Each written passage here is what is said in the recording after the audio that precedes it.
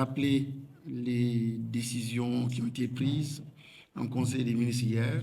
Et je pense que Madame le secrétaire général a dû partager ces quelques directives. Il y en avait essentiellement 2 ou 3. La première, vous êtes largement revenu là-dessus, le Conseil interministériel qui a porté sur les examens et concours, ça c'est déjà un point. L'autre point, c'est qu'on nous demande sous quinzaine le plan sectoriel. Je pense qu'il faut tout de suite s'y atteler. Et avant la fin du mois d'avril, on nous demande aussi un audit plus exhaustif qui portera sur justement les RH, la situation budgétaire, matérielle, ainsi de suite. Je pense que d'ici fin avril, nous devons pouvoir présenter cela au Premier ministre et aussi préparer la déclaration de politique générale. Je remarque aussi dans cette inclusion, cette société éducative, l'effort qui a été fait, que vous avez fait, de prendre en compte beaucoup de communautés et beaucoup de réalités, notamment la réalité des langues nationales.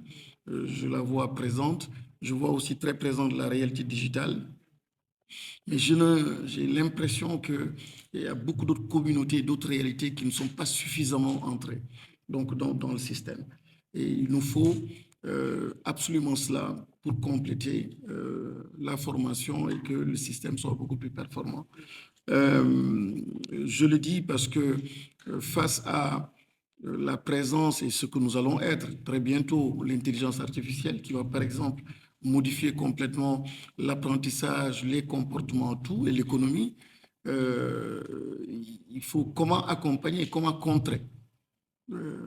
Est-ce que notre société doit complètement perdre les repères au plan philosophique, spirituel, on en a parlé, mais je pense que dans d'autres pays, par exemple, la meilleure façon de contrer et d'accompagner, c'est aussi de renforcer la dimension philosophique. Réfléchir, etc. Sinon, après, c'est beaucoup d'intelligence artificielle, mais sans humanité, sans humanisme. Donc, cette société que nous voulons préparer, est-ce qu'il faut tout de suite être sous ce complexe-là et puis aller donc résolument et sans trop réfléchir donc à l'humain. Donc, je pense que nous sommes attendus à ce niveau-là aussi.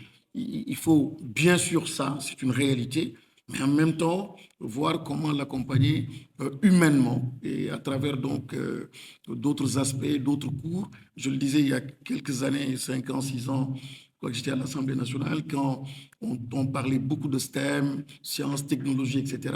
Je dis oui, mais moi je suis pour aussi beaucoup de philosophie. Et dans des programmes de formation, par exemple, excusez-moi madame, notre partenaire du Japon, on disait en fait que dans les écoles d'ingénieurs, il y avait aussi des cours de philosophie qu'on introduisait pour justement que l'étudiant soit et reçoive en fait une formation plus complète.